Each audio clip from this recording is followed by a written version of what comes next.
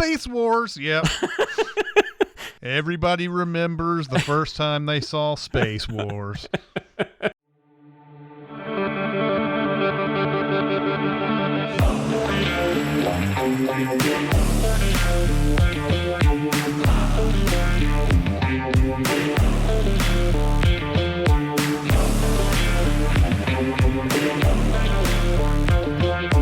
Welcome to Gold, Diamonds, and Death, a James Bond podcast. I'm your 00 host, Jonathan Watkins. I am a writer for all things under the Cinemasins brand name, a co-host of Behind the Sins podcast. Joining me each and every week for this endeavor, he's the co-founder of Cinemasins, co-host of the weekly podcast Recotopia. When he's not writing or podcasting, he is working hard at his dream of becoming a champion figure skater. That's correct. He's also one of my good friends, Mr. Chris Atkinson. How are you doing, Hello, sir? I'm doing all right. Nice. We are going to be diving in this week to For Your Eyes Only. You know, oddly enough, I did actually think about calling this podcast For Your Ears Only. That was the first thing that popped in my head. And I found out there was like quite a few podcasts named that, even though I couldn't find one that was Bond related. But it was just such a catchy, I guess. Yeah. It was I was about to say, like, if there is a Bond-related podcast called this, that's not the best movie that you can name your podcast. No, that's true. That's true. But, and maybe there was one. It's been so long. I mean, that's been months since I was looking into that. And most of them weren't still running, but I think they were just general news, stuff like that. So I guess it was kind of like, you get to hear this from us I don't know. It's just interesting. Right. And the other one was, oddly enough, because this will be the next movie we cover, was Octopotty. And that had been used by a previous Bond podcast. So kudos to them for naming their podcast Octopotty. Yep. So we're just going to dive into this For Your Eyes Only, the 1980. We got Bond in the 80s. This is our first 80s Bond film, and it's called For Your Eyes Only, and our first segment is a little behind-the-scenes thing we like to call Eon Flux. This is a journey. I'm gonna make a movie! We have to go back, Kate. Wow, how did you know all that stuff? I did my research. I don't understand any of this. What the fuck is going on? We are going to scour through the history of Eon Productions and give you all the highs and lows that went into the makings of these films. All right, so For Your Eyes Only is the 12th film in the official James Bond franchise. 13th film we've covered. It was released in the UK on June 24th, 1981, and in the US on June 26th. It made $195 million worldwide, so not too much less than Moonraker, and it cost a lot less than Moonraker, so big hit. In the US alone, it made $54 million of that $195 million. That's about $163 million in 2021, 2022 dollars. Finished 8th at the box office. It made around $4 million more than the Four Seasons, which is, I do remember that title. I think Alan Alda's in that movie. It was one that like my mother or somebody watched a decent amount on cable back in the day, but I've never seen it. It made about $4 million less than that year's Oscar winner, Chariots of Fire. Raiders of the Lost Ark was number 1 that year. I don't think that's a surprise. It made about $100 million more than the number 2 film, which was On Golden Pond. Yeah, good God. Yeah. Which is interesting because On Golden Pond beat Superman 2. Superman 2 was 3. I think they were close, but it was On Golden Pond made over $100 million. I was about to say it goes to show that what the Oscars do, but then why isn't Chariots of Fire higher? Yeah, so that's true. Although I think Chariots of Fire was sort of a surprise winner. I don't think anybody expected that one to win. No, I think in fact Raiders was the one that everybody thought would win. Really? Or maybe on Golden Pond. That's interesting. On Golden Pond though was also, I remember, I think I even saw this. I think my mom even took me with her to see this in the theater. I was really young, but I think she's mentioned this before. That was a big release because it was Henry Fonda. I don't know if he had passed away yet, but it was right around then. And of course, Jane Fonda played his daughter and Katharine Hepburn. So I think that was like a big like holiday kind of release. So maybe that's why it did a little more. Maybe Chariots of Fire was a little more limited. Yeah, Henry Fonda died in 82. So okay. So that was I remember that being like what little I can remember of that time period. I remember that being like a big thing, or it seemed like it was.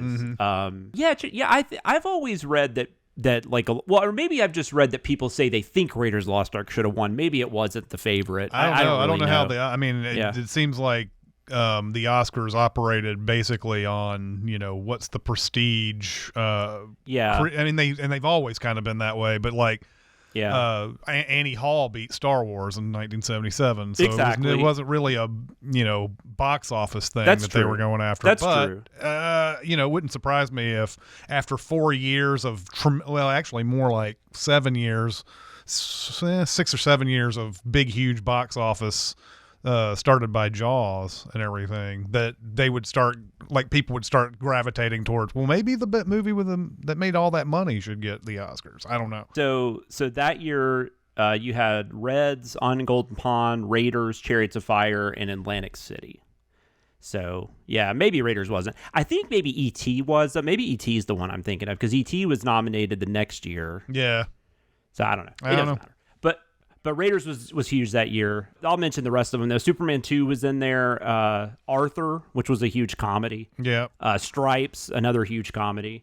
The Cannonball Run, which also a huge comedy, but I don't think anybody really likes it. And Time Bandits. I didn't remember Time Bandits being in. He was 10th. I mean, but it made like 40 something million. That's a decent. That's more than I thought it made. Yeah.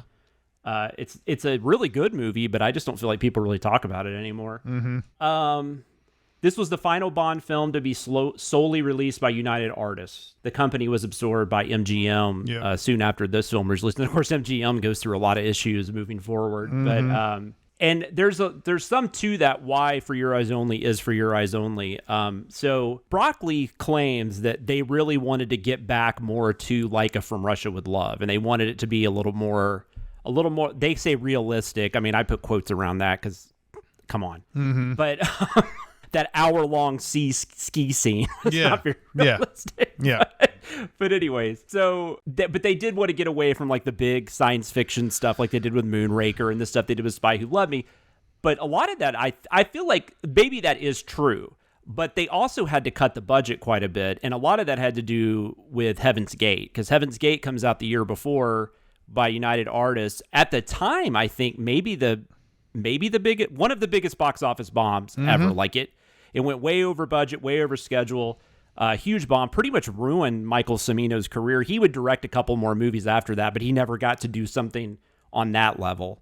I don't think. Because he did that Year of the Dragon with Mickey Rourke, and there's like a couple other things in there, but they're a lot smaller. Yeah, I think he did Desperate Hours, which was a remake with Mickey Rourke also. Yeah, I think it definitely made it where it was hard for him to work again. Yeah, after that. And that's a movie much like For Your Eyes Only. Heaven's Gate is definitely a movie that has been kind of reassessed.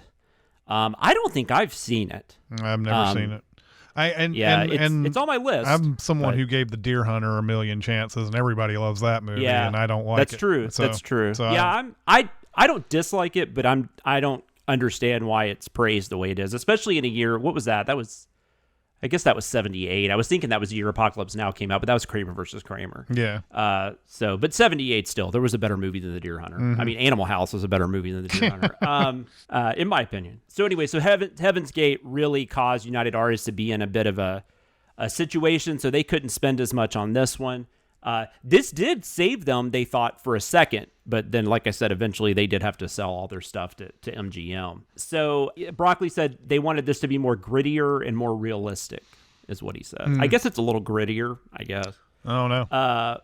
Filming locations included Greece, Italy, and England. They did get to go back to England because Margaret Thatcher helped with the tax situation got changed. She ends up in the movie, kind of, sort of. Kind of. Yeah, and that lady, actually, I have her. I'll go ahead and mention that because I don't have a lot on her, but that was, hold on one second. It was Janet Brown, who was known in England for doing a dead-on impersonation of Margaret Thatcher. So she was kind of like, it's kind of like when they would cast Rich Little. Like there's like a couple times where Rich Little got cast as somebody just because he did a good impression. That's what that reminded me of. And I didn't write her husband's name down, but she was married to one of the main stars. There's this British film series that I've never seen a single film from, but it's called Carry On. And there's like 30 something films in that series. Like they had like one a year for like ever. Wow. And I don't think they've made one since like the 90s, but her husband was one of the main guys. It was in a bunch of those movies. I thought that was funny. The original story Fleming wrote was actually supposed to be an episode of a James Bond TV show that was maybe going to happen in the late 50s. It did not happen, obviously.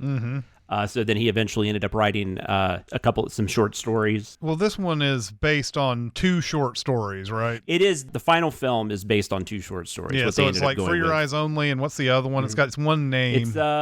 It's I don't know how to pronounce it. Yeah, but it was something they did pronounce. It's like Risico. Yeah, something like that. Yeah, or Risico maybe. I don't know. But it's Risico. Yeah, and Risico. They even in this one took a scene out of the Spy Who Loved Me book and adapted it into this too as well. Yeah, Live and Let Die. They took out. Actually, no, it's Live and Let Die. It's not Spy the Who Loved Me. hauling. Yeah, where they tie them up before they throw them in the water. That's apparently called keel hauling, and that was in Live and Let Die. There's also a scene that they took from the Goldfinger novel that wasn't used in the Goldfinger book. So they kind of mixed and matched a bunch of different things. Yeah. And we'll definitely get into that. They did actually. It's pretty accurate too. The way they did. It's kind of interesting. Like it's maybe more interesting than what the movie ends up being, but.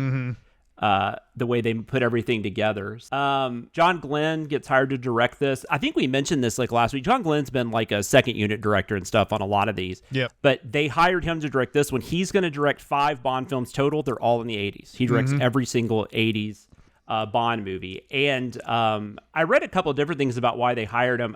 But one thing I saw a few times was that the previous directors like Terrence Young, Guy Hamilton, Lewis Gilbert, Peter Hunt, they would have all been too expensive. They wouldn't have done it for what they were willing to pay. So John Glenn, I guess, was willing to take a pay cut or not get paid as much as them because he had not done a whole lot at that point.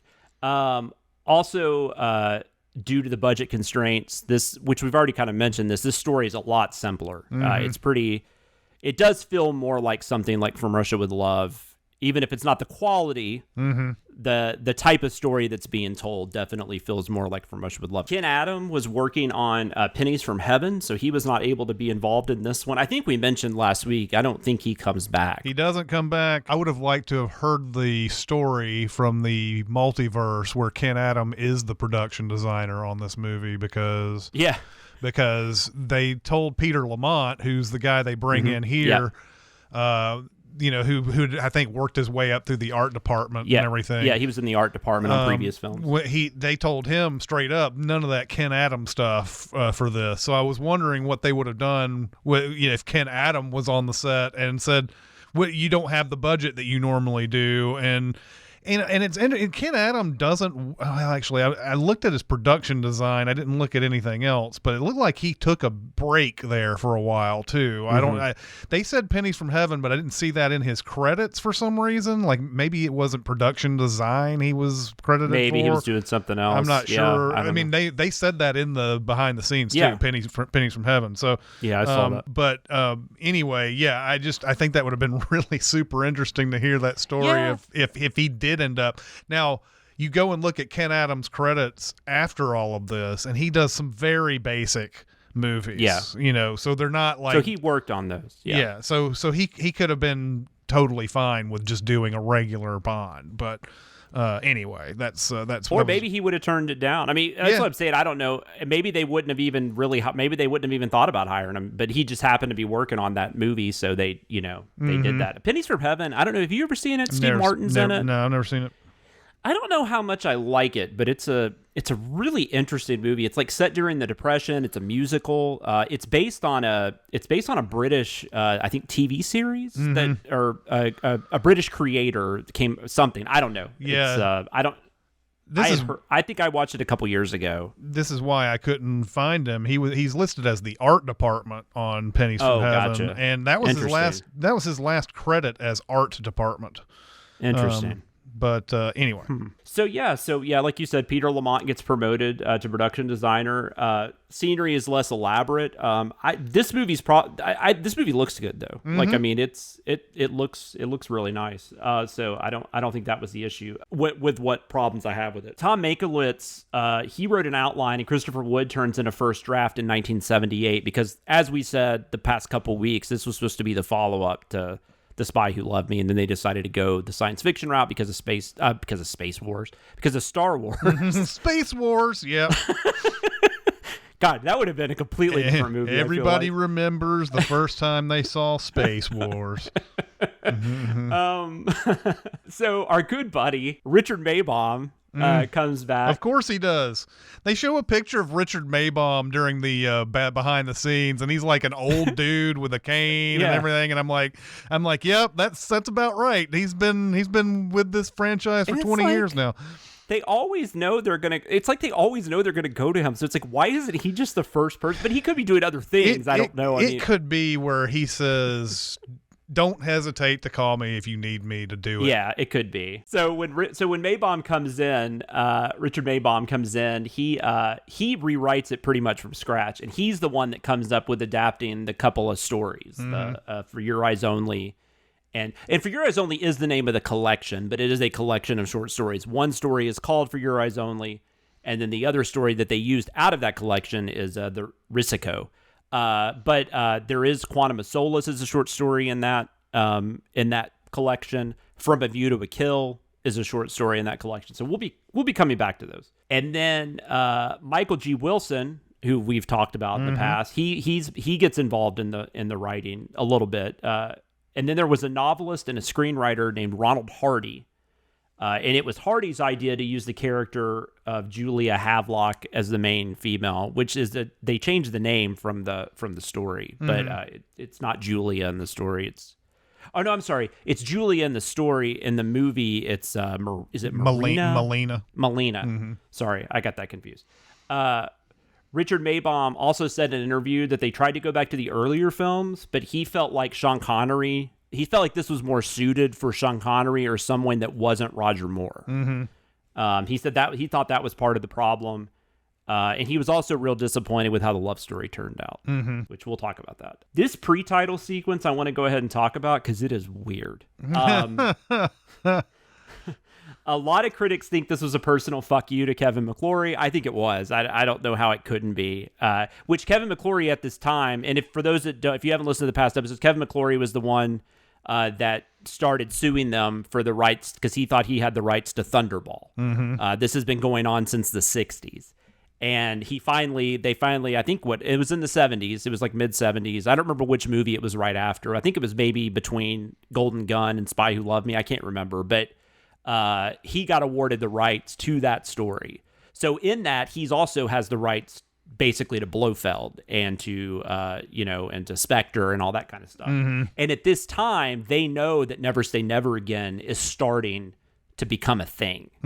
I don't know what it was. I don't know if it was already called Never Say Never Again, but Never Say Never Again, which we'll talk about in a couple weeks because it opens in 1983 along with Octopussy. So that'll be talked about in a couple weeks. So what you basically have, well, first off, you have a reference to Bond's wife, where he visits the grave. Yep. Which I really feel like that might have been kind of an influence on the Vesper Lynn gravesite visit in No Time to Die. Well, I think so. And especially the we have all the time in the world. That's a big thing that they keep running through on that last Bond. And so I definitely think that's for sure. Yeah, and it's kind of cool. I like that every now and then they kind of throw. I think License to Kill. There's some stuff about her in that. Yep. Apparently, I read also Goldeneye. That line that Sean Bean gives about the how many martinis have you drank to silence the cries of your victims, and I think originally it was something specifically referencing his late wife. Yeah. And then they ended up changing it because they thought people wouldn't understand at that point because it had been since 1969. Very long, yeah. So he's visiting her. This like priest or something like comes up to him, is like, "Hey, we just got a phone call." Yeah, which I don't know why Bond's not questioning this. They do this all the way throughout these movies where I don't quite understand why anybody is hard to find in these movies, the way they find people in this. And they do this a lot in this movie, but like in a lot of the previous movies where no matter where somebody is, they have a way of like finding some way to communicate to them or whatever. And sometimes it's a gadget, and that makes sense. But yeah, in this case, he's just in he's in a cemetery, and they're just like, all right, I got a call. Maybe maybe it hits on the top 10 places that Bond visits or something. Maybe it's an anniversary kind of thing. I don't know. Who knows? But anyways, this guy shows up. He's like, hey, there's a helicopter ready to pick you up. You got a mission to go on. He gets in the helicopter. The pilot gets killed through like this electrical shock, and then all of a sudden the helicopter's being remote controlled. And you don't actually see the person except for from behind you see this bald guy in a wheelchair holding a cat. They never say Blofeld because they can't.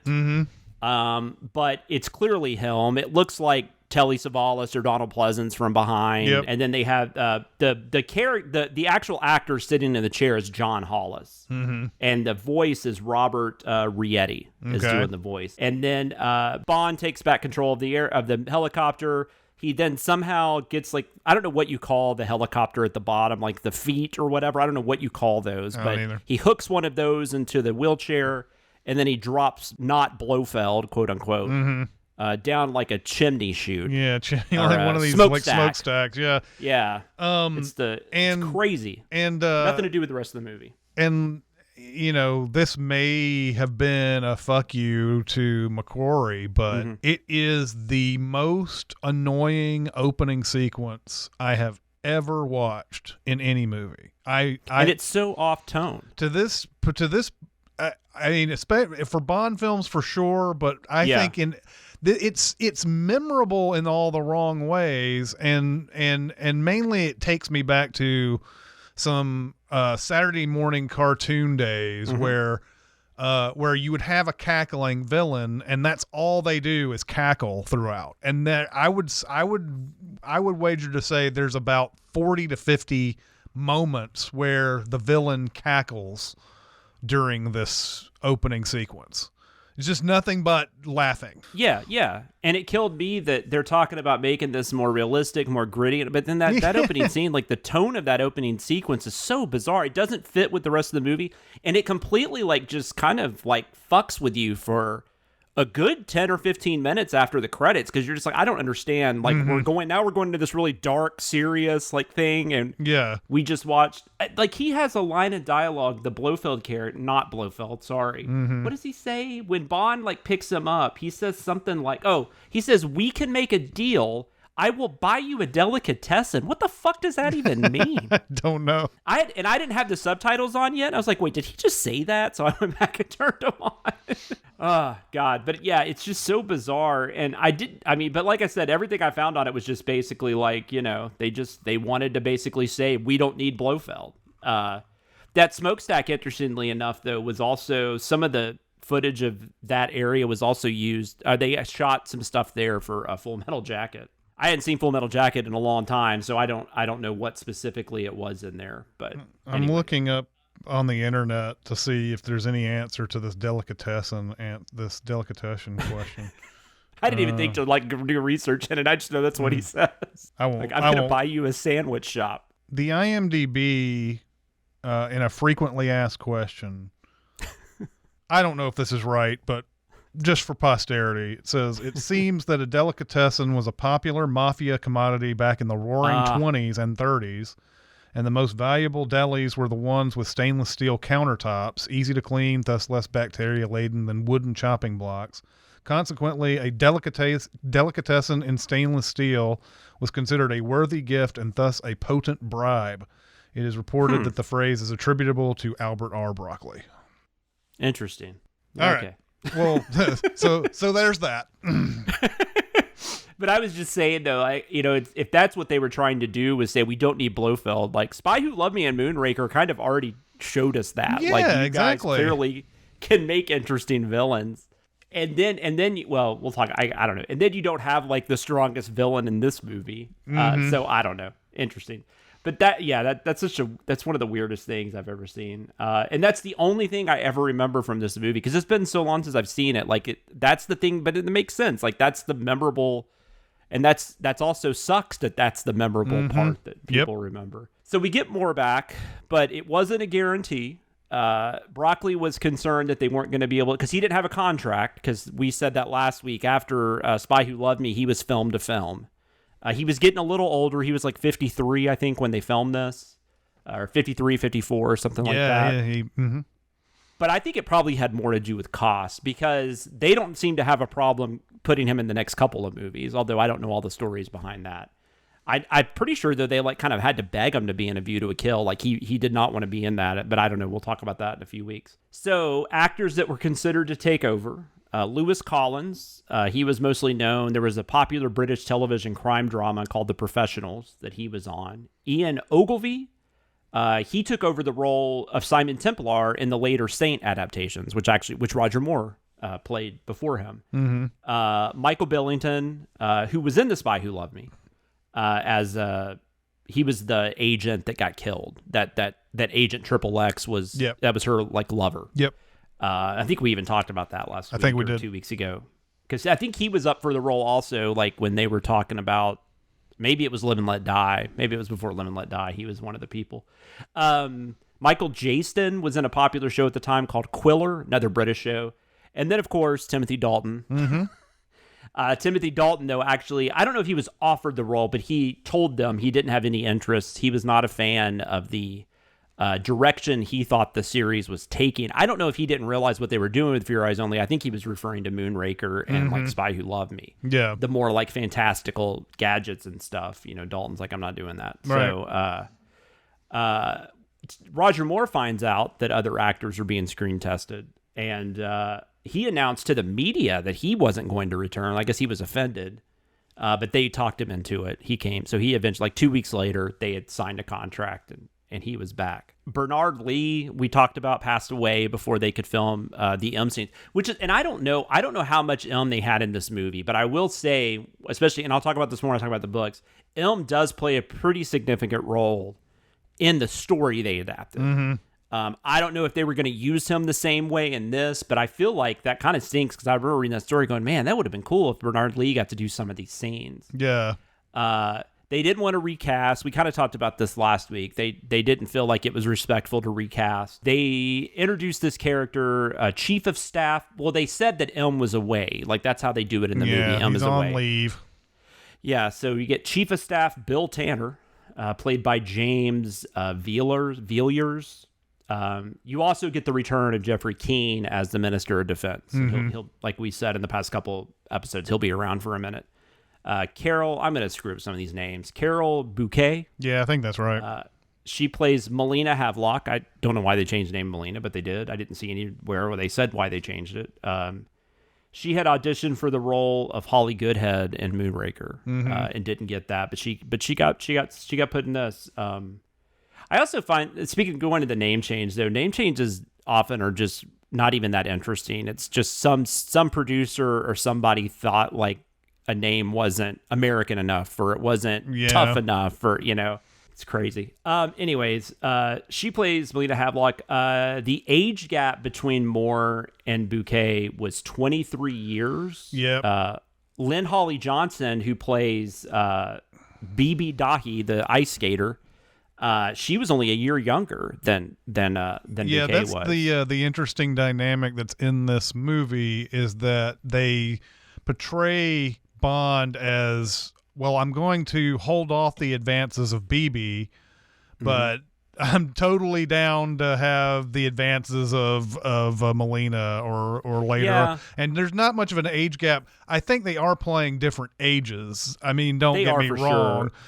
Because Lynn Holly Johnson is playing a figure skater, and I think we're supposed to believe she's like 16 or 17 years old. 18 or 19 at the oldest, because she hasn't like really, I think she's just training to become like a big time figure skater, and I would think you'd have to be pretty young if you're doing that. Yeah, most figure skaters aren't that old. Yeah, if you're a training figure skater, you're definitely like under 18. But I think that's what they are implying in that. I don't think they say her age She's obviously wise beyond her years in this, but like still, like it's an interesting thing in real life. There's not any real age difference between the one that he ends up with and the one that he turns down. So, that is interesting. And I will say, in Roger Moore's defense, he was not a fan of this, of the gap between him and Bouquet. We'll get more into that with A View to a Kill, because that even comes up again, where he gets really concerned about that. It makes him really uncomfortable, but he was able to do, Yeah. But the love story is so like not even there in this Not one, though. really. It almost doesn't even matter for the most part. Bouquet is playing like What the Spy Who Loved Me, basically. But except they're more co-workers or whatever, going towards the same goal during this whole thing, and there's not really any reasons to get into a romantic entanglement throughout the whole movie. And except for the last scene, which is kind of like a running joke from the last scene in Moonraker, where they tie everybody into the call while he's having sex. Yeah. And so that up until then, I remember thinking, like, I didn't even remember like a lot of flirting. Like there wasn't a lot of like typical like one-liners. It actually in the end doesn't even make sense, other than the fact that the movie's over and Bond always has sex with the girl at the end of the movie, and like that's the only reason why this scene is even in there. And they thought everybody loved the end of Moonraker, I guess, and maybe at the time they did. I don't know. I mean, it seems silly now. Maybe at the time that was really funny. I don't know. Anyways, Topol, is it Topol? I think it has to be, right? It's either that or Topol. I think Topol. I think the behind the scenes, I've heard two different pronunciations, but I think it's Topol. I think you're right. But he's from Fiddler on the Roof. Yeah, one might have even won Best Actor that year. I did not look that up, but I think he did. Let's see. Oscar for nominee. Fiddler on the Roof, obviously. He was a nominee. Okay, he was nominated. Yeah. And Fiddler on the Roof was a huge movie that year. It was actually, I don't remember, it was like 70, 71. It was the highest grossing film. Yeah, it was the highest grossing film that year by quite a bit. So he's coming off that. I mean, this is like 10 years removed from that, but he's in a decent amount of stuff. But he's pretty good in this, but he plays Milos Colombo. The character was named after Gio Ashino Colombo, who is the Ferrari engine designer. Okay. Which was something that Fleming was a huge fan of. Right. And then Topol suggested that pistachios be used as a character trait. And then those get used in the warehouse assault scene where he's showing where the men need to be to shoot. I do think that's hilarious, where he says that he smuggles gold, diamonds, all this, and pistachios is the last one, and then he assures him that no, it's not heroin, but I do dabble occasional in pistachios. Don't judge me. Yeah, that was a Topol thing. He put that in there. That was all because of Topol. Yeah, he's one of my favorite parts of this movie. He seems to be having fun. Yeah, so he's kind of a joy. Lynn Holly Johnson, we just mentioned, she plays Bibi Dahi. She's an ice skating prodigy who really wants to fuck Bond, and a lot of other guys. Yeah, one of her everybody. Lines there's of dialogue. There's a point where she points the one of the bad guys out, who's like one of those champion ski shooter guys or whatever, and like. And she goes, he's totally dreamy, and Bond is like, wow, well, you're really fickle with it's like she likes everybody in this. So. She even says that because her uncle, which I guess I should have mentioned him already, Julian Glover, from Empire Strikes Back. Julian Glover has probably got like 200 credits to his name. He does. I would think. He has a lot. I knew him mostly from Empire and Last Crusade, but yeah, he's in a ton of shit. He plays Aristotle Christatos. He and this is another Moonraker weird thing where Christatos he is Bond's contact when he goes looking, which we haven't really gotten into the plot, but there's this subway monitoring device, the MacGuffin of the movie. It's the ATAC. I think it's an ATAC. Yeah, and they're trying to find it because the ship it was on sunk. And so Bond gets sent to, I think this is Italy, where he he meets them, and Christatos is his contact, and Christatos puts him on puts him onto Milos Colombo. But then you find out Christatos is like he's like a war hero or whatever. He's a British like hero. But then you find out that he was actually a double agent, which is like the exact same thing with the bad guy in Moonraker. Yeah, I thought that was really bizarre. And Columbo's not a good guy, but he's not the one responsible for all this shit. It's really Christatos. So yeah, Julian Glover, who's a great actor, plays Helm. Lynn Holly Johnson is his niece. Yeah. I think that's right. And write it down. And is there some implication that he wants to like marry her or something? Like there's some. I missed that if there was. I'm not saying there wasn't. There's a point where, he says at the beginning, he says something to the fact that I don't remember the whole line, but I just remember it being odd that he brings up something about how she's basically innocent and doesn't know the ways of the world and all that, and he sounds like he's saying that in a weird way. And then later on, where he throws her on the bed and says, "You're gonna do what I say" or whatever, and she goes, "Well, I'm not gonna stay because I know what you want," or something like that. It's like, what do you want? And I'm like, is there like some sort of implication? I don't know if that's really what they were going for, or if my mind just wandered or whatever. But anyway, it felt weird. There might have been something missing that got cut out or something that would have made that make more sense. Who knows? I do remember that now, but I'd forgotten about it at the time. But she also makes a comment because when Bond is saying to her, like when she's trying to like bed him, and Bond's like, she's snuck into his room, and then she's like under the covers or something when he gets in there.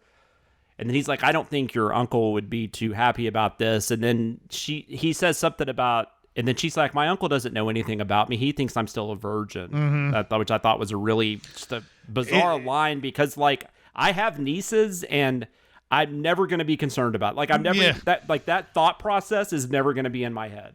Yeah, so that's why I think it's like a weird relationship that's going on there.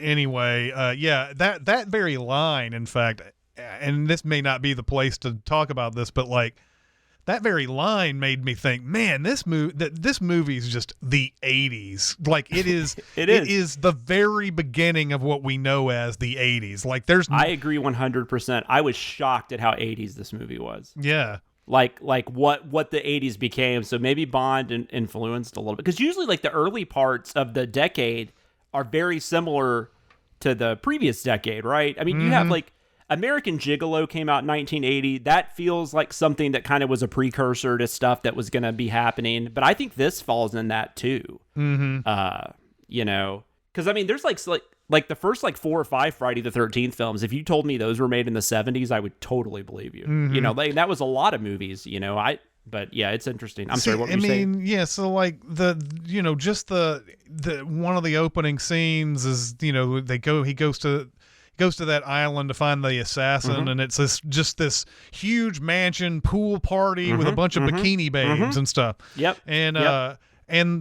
And they've done drug stuff in Bond before, but I don't know about being this heavy into a drug smuggling operation. Like we're going to see a lot more drug stuff later, but yeah. But this is all about heroin smuggling and stuff like that, which, before we're talking about people who want to rule the world, and we have, it goes a long way to talking about how they wanted to ground this a little bit more and everything. So, not saying that it's weird. It's just that the 80s is such a unique, like all the crime and cop movies and stuff seem to be about drugs. That's the thing. Like that's what we always seem to be going after in those things. The score by Bill Conti, by the way, like that's a different.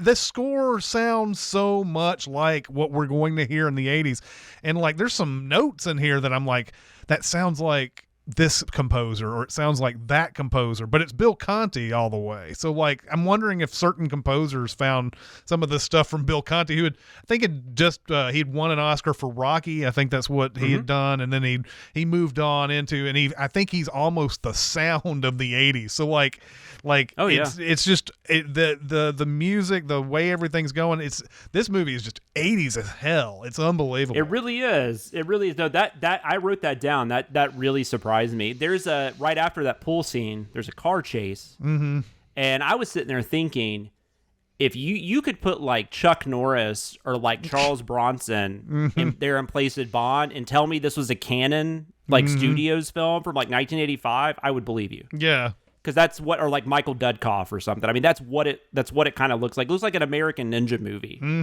or something. Yeah. But then also like, yeah, but no, you're right. The drug thing is definitely an 80s thing, or that, because like Michael Mann really lays hard into that when he gets into like Miami Vice and stuff. And Canon Studios, all their films were about fucking drugs. Well, of course, we're gonna get into the Just Say No era too.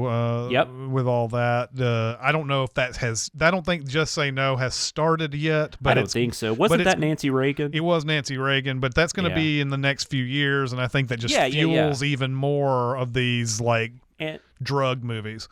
And that could have started in 81, because, I mean, Reagan would have been taking office, and, so that could have started this year. But, yeah, no, that's definitely going to be a thing. Like her and, was it Soleil Moon Frye, right? Yeah. Punky Brewster. Bill Conti, since you brought him up, I thought it was interesting that he did this film. I did not know that beforehand. But, yeah, Rocky, of course. What was that? Bill Conti, since you brought him up, I didn't know he had done this score. I was shocked when I saw it was him. Yeah. Because it's not a great score, first off. But he did the Karate Kid after this. He did the Right Stuff, which is a great score, and the Dynasty theme. There's a lot of things in this score that remind me of other things that came later, like Michael Kamen's Die Hard score. Sort of comes up in this, and there was something else that came up in this. I can't remember what movie it was, but I think it was Rambo. Is what came with Jerry Goldsmith did Rambo.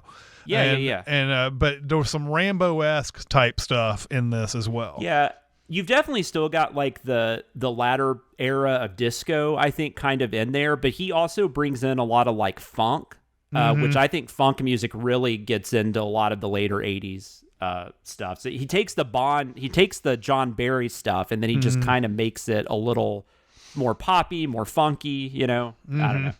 Yeah. It's interesting. But yeah, no, I'm glad you said that, because that was like one of the first things I wrote while I was watching it. It was like, man, this movie feels like it's in the 1980s. And that's really odd from a movie that came out in 1981 for me. I think because which this will be weeks after that, but I know you had your guy's friend Larange. I think it was Larange that said that on Recotopia about like, he feels like the 80s, like what we think of the 80s is almost like not until like the late 80s or early 90s. Yeah, there's things about the early part of a decade that share traits with the late part of the decade, but there's a lot of things too where stuff is just more advanced, and like this is definitely more advanced, quote unquote. Like you look at most movies from 1981, there's going to be a lot of things that share from the 70s still in those things. Like I watched, this is just a complete aside, but I watched a movie called The Fun House, which is Toby Hooper's movie. No, that's a good point. Came from 1981, and it looks like it came from 1976. So, Yeah. Mike. Speaking of Michael Mann, Thief feels like a 70s movie. Yeah. It comes out that year. What was what's the fucking the John Travolta, Brian De Palma? No, Blowout. Blowout. Yeah. So I mean, you have stuff like that. So just to get back on the actors, Cassandra Harris plays the Countess Lizzle von Schloff. At the time of filming, I bring her up mostly. She was married to Pierce Brosnan. Yeah. This is where Broccoli met Brosnan, because they had dinner or lunch together or something. Yep. So that was interesting. Michael Gothard, who I thought looked really familiar. I didn't really see too much, though. There might have been some stuff I had seen him in before, but he plays Locke. He's kind of this like Weasley assassin guy. He's got like the glasses, and he just looks real sinister. And, which he leads to the most absurd like criminal match thing ever, because Bond sees him paying off the assassin at the pool party, and then and it's both absurd and well ahead of its time, but like Bond does this. It's this weird computer rendering of this guy's face. When he goes to Q's, and he's like, no, lips are a little bit fuller. No, but it gets all this stuff, and then he gets the glasses. No, they're hexagonal. Blah blah blah blah blah. And then they feed that weird drawing into the thing, and they're like, well, here's the guy, right? Like immediately. So I don't remember his first name, and it's like, it's Ethan Locke. You know, we got him. Also, I thought it was interesting too that Charles Dance, very young Charles Dance, plays Charles Dance. People now probably mostly know him from Game of Thrones, but he was pretty prominent in the 80s. I remember him from Golden Child, and then the 90s he was in Last Action Hero. So he was someone I knew of when I was growing up. So it was interesting to see him. John Wyman, we already kind of mentioned this guy. This is the guy that he plays, Eric Kriegler, who is the skier that's also an assassin, who's supposed to be like the best shot ever. And then but turns when he's terrible. trying to kill Bond, he's fucking awful. They show him in a biathlon, like, and he hits every target. He's just amazing. And then he's like shooting people left and right. Then he can't shoot Bond for whatever reason. And then he'll show how good of a shot he is even during the scene where he's trying to shoot Bond, but he shoots all the wrong things just as sort of a toying with him type of thing. Yeah, and it's like, I guess, why does everybody have to toy with him? Like, he shoots the gun right out of Bond's hand instead of just like, I can just find his face and shoot it. I have things to say about that skiing sequence, but I guess I'll save that for the review. But Desmond Llewellyn and Lois Maxwell do show back up as Q and Moneypenny. They're not in Q's got a little bit to do. Lois Maxwell's just in one scene, which is not out of the norm or anything. And another tie into the Sean Connery Bonds in this. You see the hat get thrown onto the hat rack one more time. That is true. Mm-hmm. I didn't even think about that. Moore hadn't done that, had he? Nope. They tried to do. I think they tried to do some other, maybe one weird thing in Live and Let Die that would be his trademark, but I don't remember. I don't remember if they did or not. I don't either. They were like I already said, they were able to come back to the UK for some of the filming due to Margaret Thatcher's tax cuts. The interiors, along with the ship's explosion, those were all shot in Pinewood. I think I have some more stuff on that in a little bit.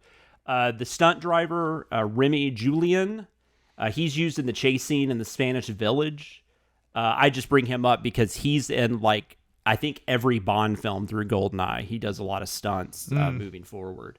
When they were in Italy, they were there at a time when there was no snow in the city they were filming. So they had to go get trucks. They had to go to the mountains, load the trucks up with snow, bring them back to the city, and just dump them. You know, I bet somebody got fired for that because they were trying to keep production down. I don't know how much money it would have taken to get a bunch of trucks to haul there's no telling. All that snow to a place. It's crazy.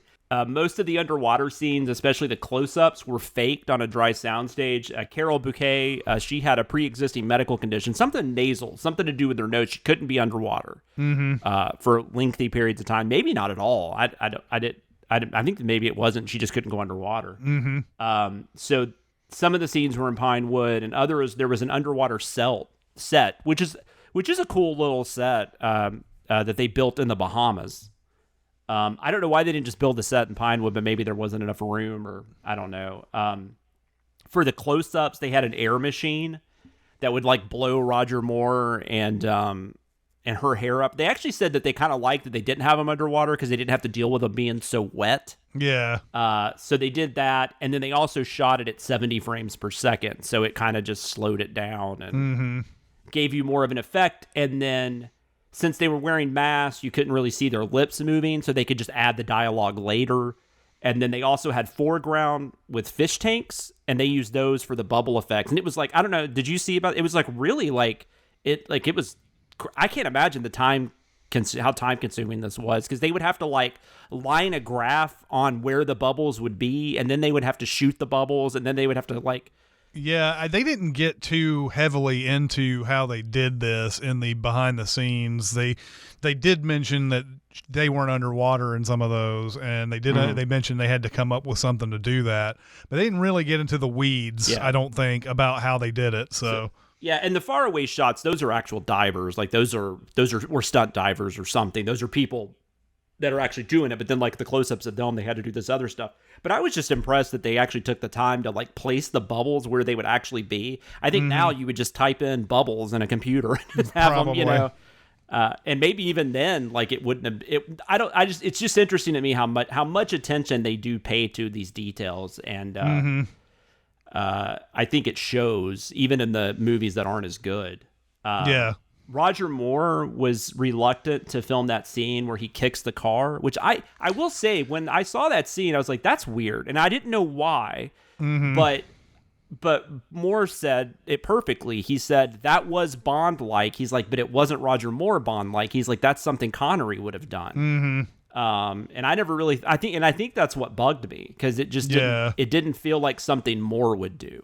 Yeah, he doesn't seem like he seems like a kill or be killed kind of guy for the most part. And here's a case where he could actually save them, arrest them, something like that, I guess, or not, or at walk least away. Or walk he didn't away, have to kick it, right? Yeah. Although this is a dangerous guy that's hanging off the cliff.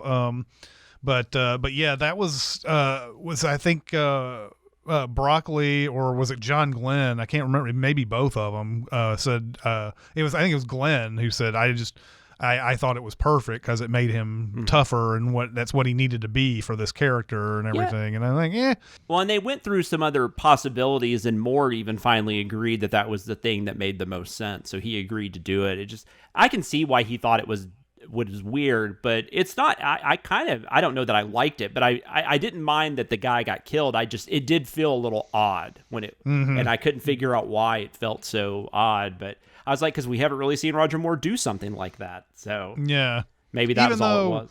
Even though again, the very beginning of this film shows him dumping a guy in a wheelchair down a chimney stack, so. That's true. You know, that's true. Maybe that's totally okay. But the tone is so different. The tone is so different, but he's still doing the same thing there. So that's a very good point. That's a very good point. Yeah. And definitely him kicking the car is a much better scene than. This is maybe my favorite thing. Did you see much about the monastery? Yes. Yeah. There's quite a bit about the monastery. So. They had to pay a Greek bishop to film the monastery scenes when they were in this place called Meteora, and but apparently the monks were not happy about this, and they got to the point where they actually had to go to the Greek Supreme Court. Yep. They ruled that inside the monastery was the monks' like facility, like that was fine, but everything outside was local government, so they could film outside the monastery all they wanted. But the monks still were pissed, so they tried to sabotage a lot of stuff, and they would hang their wash out the windows, so that would be in shots. They covered the outside of the monastery with flags and plastic bunting, and they placed oil drums so the crew couldn't land the helicopters. Wow. It was just the monks trying to sabotage everything. I just thought was really funny. What was some of the stuff you heard? That was pretty much it. I didn't hear all the stuff they did to troll the Bond producers, but did they have to build their own monastery set, or did that not happen? The interiors, everything I saw about the interiors was all of that was just built and shot at Pinewood. Yeah, maybe that's what it was. Maybe that's what they had. That's what I was remembering on that. Roger Moore had a fear of heights.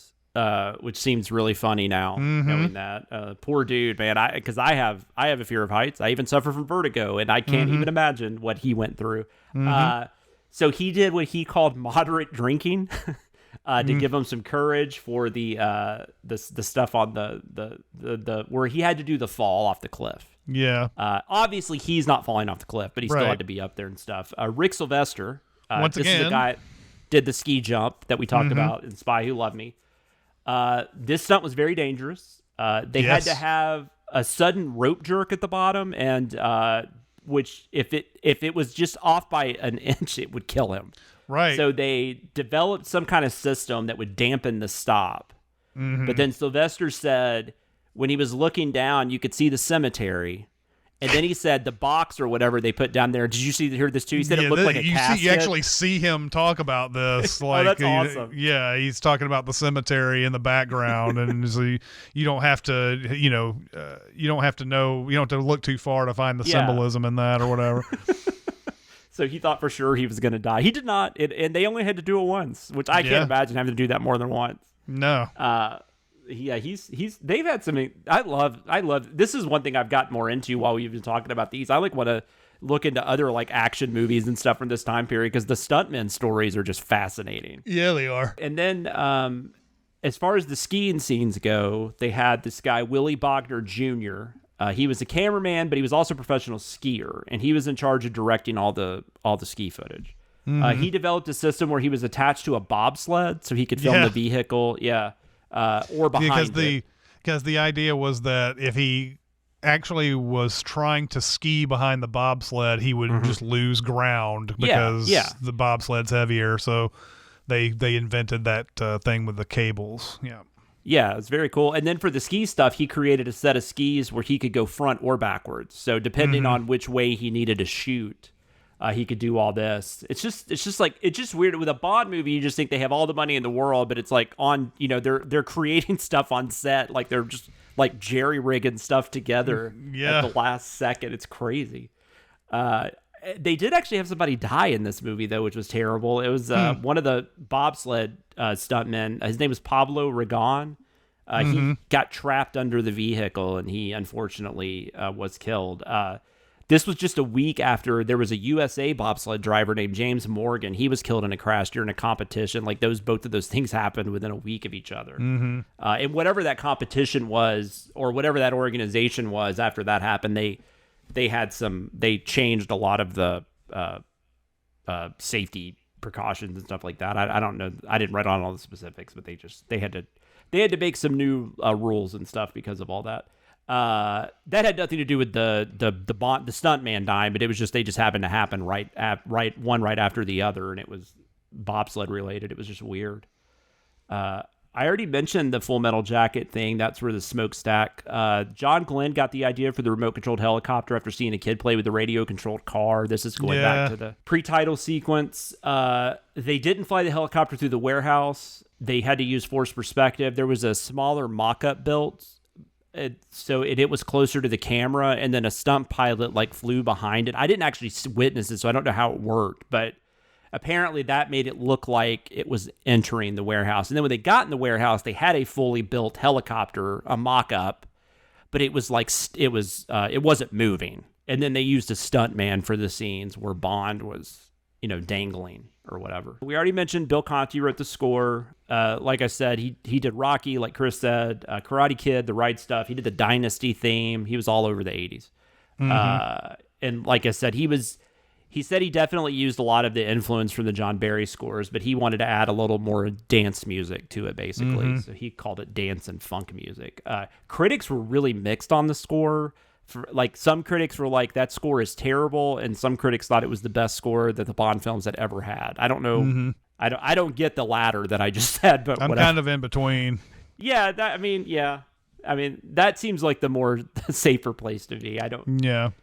There's definitely been worse scores, and there will be worse scores. Title song for Euros Only. It was written by Bill Conti, Michael Leeson. Sheena Easton sung it. She was the first artist to appear on screen during the opening credits. The designer, Maurice Binder, really liked her look, and he just decided it would be cool to have her in the credits. I guess that's for the audience to decide. I give my opinion later.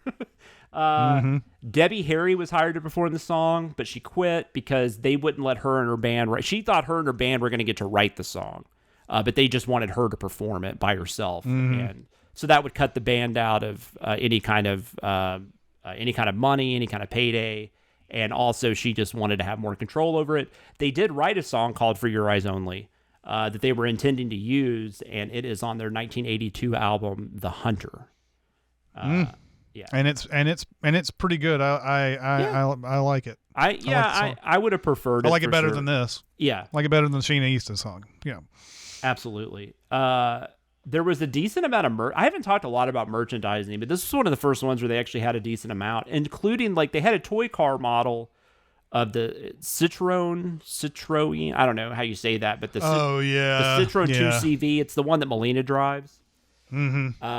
And the company Citroen, they produced their own edition of the car, and it had decorative bullet holes in the door. I couldn't find if anybody actually bought that car. I guess maybe a couple people did, but I don't know. I guess I don't hear much about cars being made specifically to tie in. The only exception I can think of is Transformers. Those yellow, the Corvettes or whatever they were, the Bumblebee. Yeah. I know they started making a lot of those after that movie.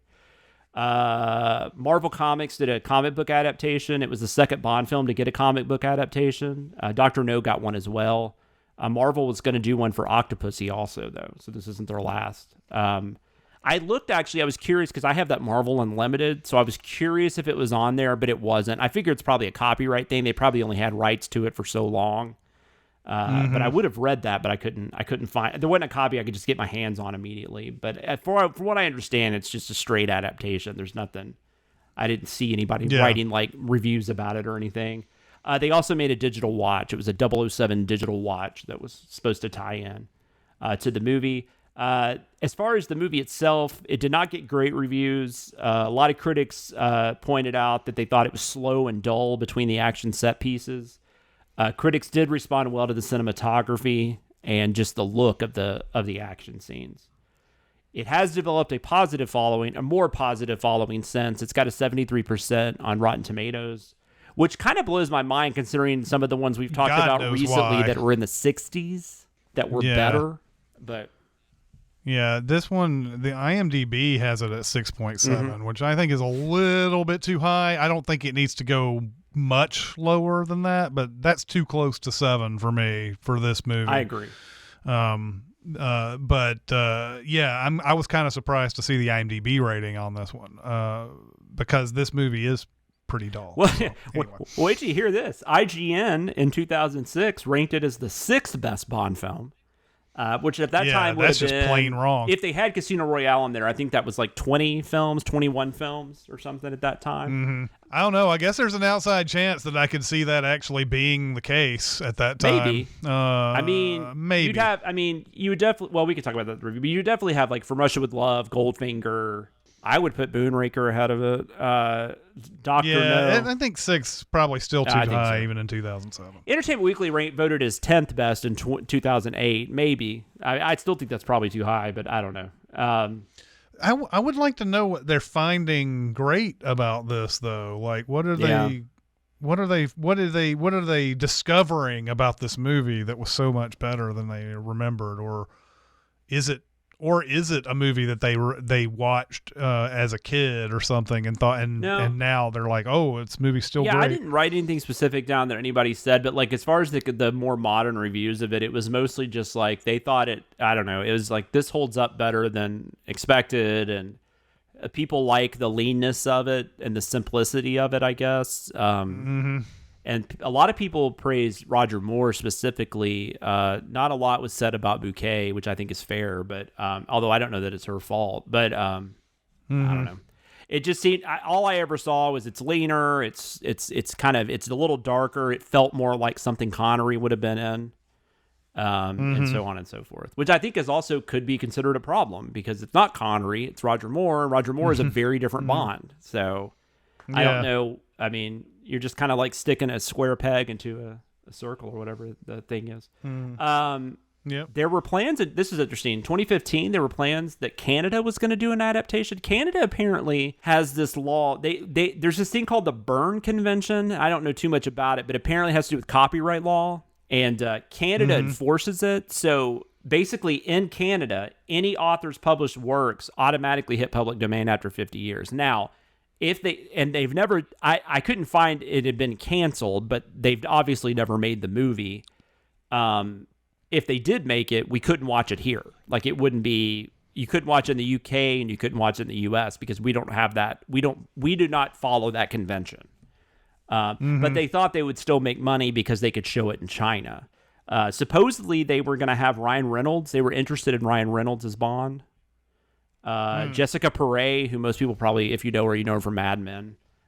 Donald Sutherland, Michael Ironside, and Christopher Plummer were also proposed for supporting roles. But I don't know if anybody was ever approached. And like I said, even if they did make it, it's not something we would have access to unless we just went to Canada and watched it, I guess, or found another way to watch it, I guess. Yeah. I don't know how that would work, because you could still probably buy like a Canadian DVD. I have no interest in seeing it, but I just thought it was interesting that it was talked about. I really don't have anything else on the behind the scenes. Did you have anything you wanted to talk about that we hadn't cut? I don't think so. The behind the scenes was pretty sparse on this one. It was less than 30 minutes, which is is low for all the different Bonds that I've seen. I was just like, wow, that went by pretty fast, and pretty much I think you went over all the things that I saw in it. So well, then we're going to go to our next segment, and that is called A Review to a Kill. I've got you in my sights. Get the fuck out of my sight before I demolish you. What we've got here is failure to communicate. There's no need to shout. I'm not shouting. Why don't you stop your whining and get on with it? I've heard this shit before. We are going to give you our thoughts on whatever film we are discussing this week. This week, we are discussing For Your Eyes Only. I almost just said The Spy Who Loved Me. I have no idea why I almost said that. But we are discussing For Your Eyes Only. The basic plot is Bond attempts to locate a missile command system while becoming tangled in a web of deception spun by rival Greek businessmen, along with Melina Havelock, a woman seeking to avenge the murder of her parents. That's pretty much what happens. Yep. And it's first time we've had that kind of thing. Was it Dr. No, where we had a sister of somebody it was Goldfinger that had the woman who got who got encased in gold, and her sister came and tried to kill Goldfinger later. That was the last time I believe we saw a revenge plot kind of get mixed Spy in. Who Loved Me, kind of. Spy Who Loved Me for sure. Yeah. I mean, that's directly, though. That's a revenge supposedly on Bond, because Bond is the one that killed the guy. That's not the case here. This is the Havelocks are in the movie, because it's different. They're different in the book, but in the movie, they're archaeologists that were brought on to. This is Melina's parents. They're brought on secretly to try to find the sunken ship, and then they get killed very violently by a Cuban assassin. Comes by in a biplane or something like that, and shoots up the boat. They're waving at the plane, and then they're they're getting concerned, and then it's like, it's like, oh, we were expecting somebody to come by and fly by and give us a wave or whatever. Oh no, now it's sinister. We see what's going on now. But I don't know where we were. Anyway, we were just talking about this. The plot you were talking about, the revenge plot. Like, this is definitely like it's kind of like Goldfinger, and there was a bit in the only difference here is that it's in Spy Who Loved Me. She doesn't know that Bond killed her. I don't know, lover, boyfriend, whatever. She doesn't know that. In this one, these two women in Goldfinger and in this movie know exactly who it is. And Bond even asks her, like, how did you know that he was here? He's like, well, I hired a private detective. Yeah, and she's like, I do like the bow and the bow and arrow that she uses though. Like, she's really good at bow and arrows, and so like that's how she kills the guy. At the 80s cocaine or the 80s heroin infused pool party. My favorite thing of that pool party, by the way, is that guy and that girl get up and they run off, and you think they're going to go have sex. They go play tetherball. Yeah. Like, really excited. By the way, there was something from the behind the scenes on this pool party. Has a trans woman in it. Now, of course, in the behind the scenes, they don't use any kind of proper terminology, and they're just taught. They did not know there was a trans woman in the mix, And John Glenn said, well, she was so beautiful anyway that, that she blends in perfectly. This was Caroline Cossey was her name. They did not know until after the movie was filmed, done. So I guess we've kind of hinted around. So yeah, what just your overall feelings about this film? I know you've said it's kind of dull. It is. As silly as that ski bobsled scene is, I like all the ski stuff in this. Although the thing is that at this point we have now had we've had at least 2 ski scenes in a Bond movie, if not 3. We're gonna have more. So now they're starting to blend in a lot at this point. I remember when I was watching all of these back in 2006. My God, man, talk about blending in. You're just watching a Bond movie every day, and it's like there's even is there a bobsled scene in one of these in Spy Who Loved Me or something? Somebody gets stuck in like a tree branch or something like that. Well, there's a car that gets stuck in a tree in this one. That's a car, though. No, it's not that. There's some other Bond movie where they have a stuntman who gets stuck in a tree that's hanging too low, and it may not be a bobsled. It may be something where they're going down like a hill of some sort. But it's in the recent ones. It's in like in the last 3. There was a bobsled scene, except by the end of it, the guy his head gets caught into like some branches. So was that on Her Majesty's Secret Service, maybe? Could be. I mean, that's a very ski heavy. I think it was. Yeah, I think on Her Majesty's Secret Service is the other one. Because when you click that into Google, both this and For Your Eyes Only. Yeah, I think it was. Because that doesn't happen in Spy Who Loved Me, so it had to be on Her Majesty's Secret Service.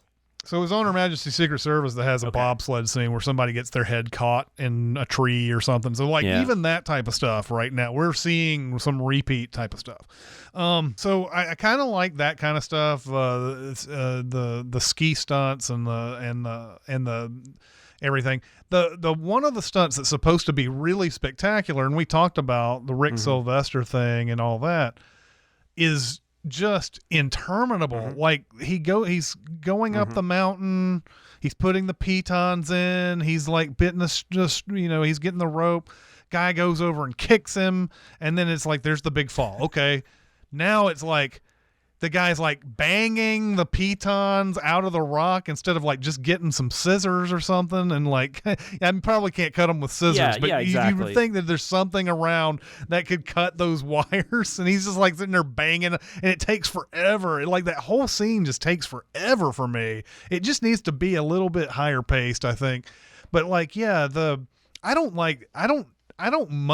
think there's much urgency in the story. The boat gets sunk with this ATAC thing on it. And so now we're worried, oh no, somebody's going to get the ATAC machine and they're going to sell it to some foreign government that's going to use it against us or whatever. And they're worried about the Russians, although by the end of this, the Russians are still cool with us somehow, I guess, because Bond movies are always, like the Russian guy who we saw in Spy Who Loved Me helps out at the end, and there's that whole thing about détente and everything again.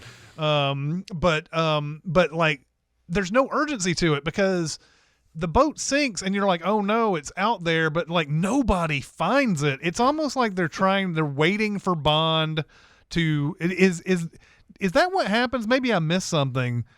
Are they waiting for Bond to go find it himself, or do they just not know? I just don't know that they know exactly where it is, and so I think I feel like they're kind of because I know like what's his name is definitely using Bond and the British government to try to kind of make things work out. So I think they're definitely using him. I mean, it's kind of confusing though, because I'll tell you, be honest, it took me a minute to realize that the whole thing was an accident in the first place. That they're just trawling and they just happened to hit that mine like that. That wasn't like. So, because at first I was like, well, why didn't they just go ahead and go get it but then I was like, oh, nobody destroyed the ship. That was just totally something that happened. Yeah. That was somewhat like understandable. The only thing for me was like, now that you know that this boat has sunk, it seems like you have the resources to Yeah. go get it, and they just don't Well, for a really long time. And we're supposed to be worried about this ATAC when they never ever. There's nobody like if Bond had found out somebody's out there looking for it, that would be a thing.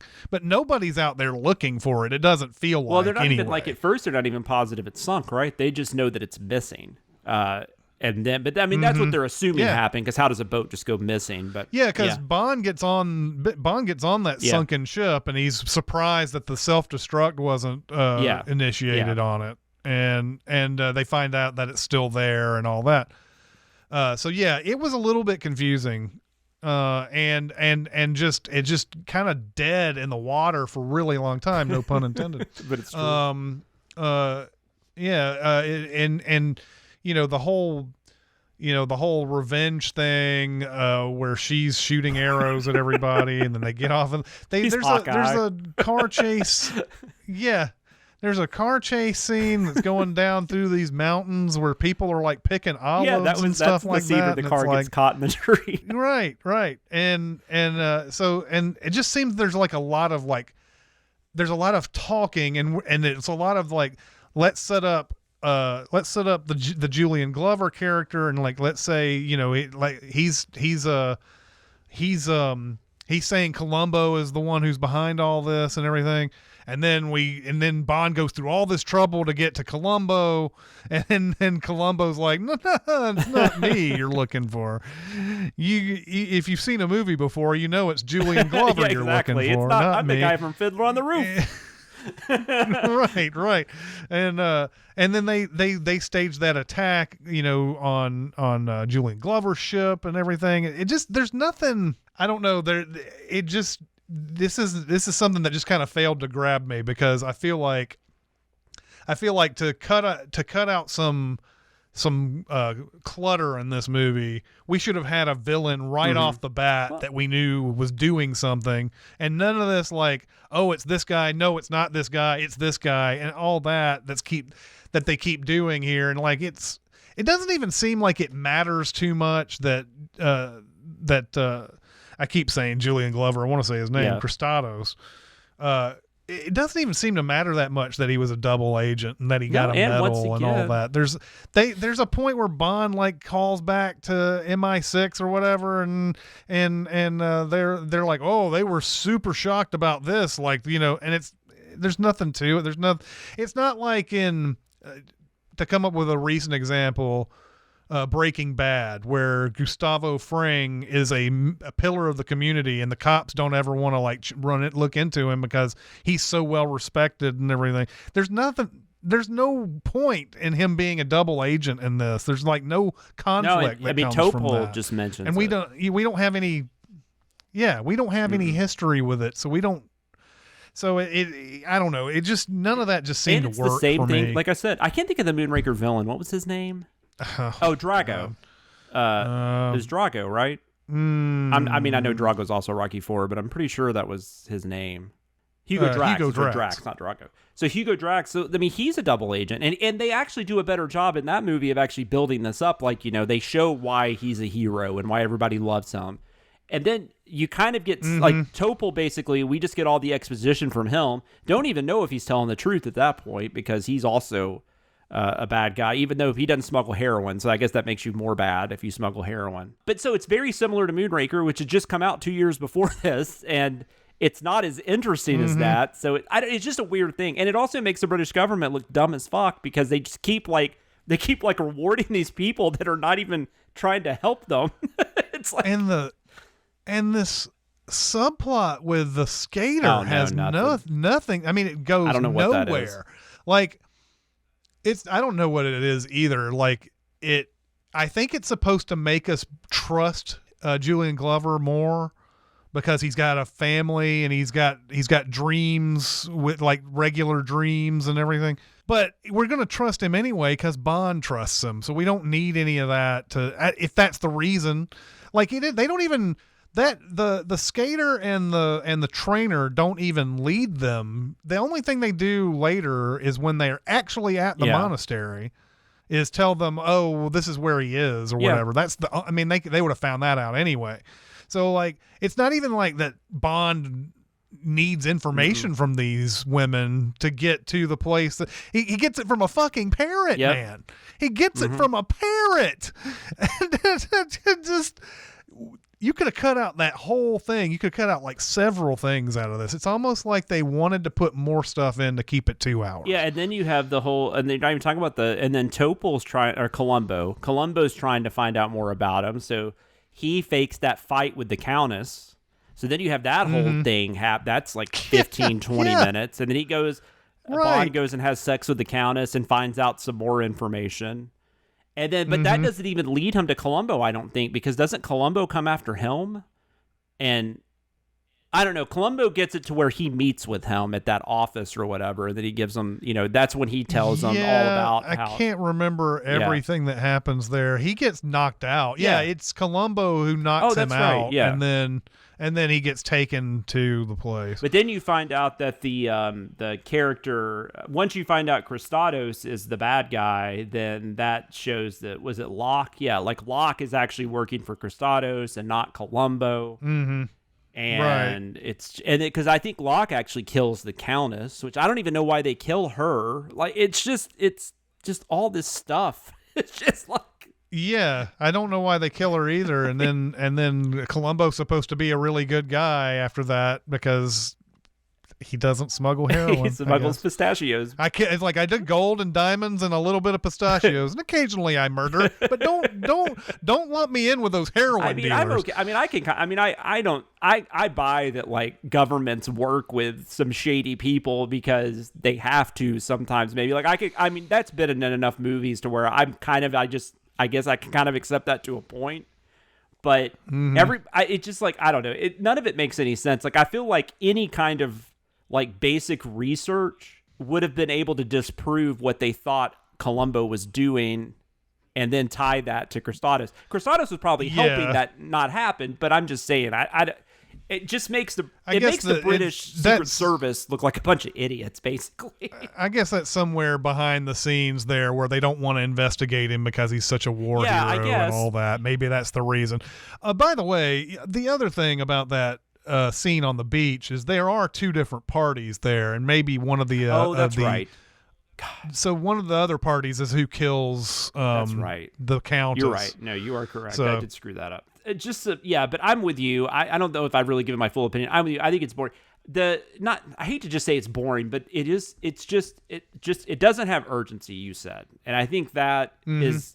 I think that is part of it. It's just really hard to get involved in it for me because I just don't even know like what we're trying to do at the end of the day. Like, and I'm not even sure, other than getting that device, which is totally a MacGuffin. And then I guess Melina gets her revenge, I guess. And and then just goes and has sex. It ends up Columbo's the one who kills the guy that she's looking at. That's true.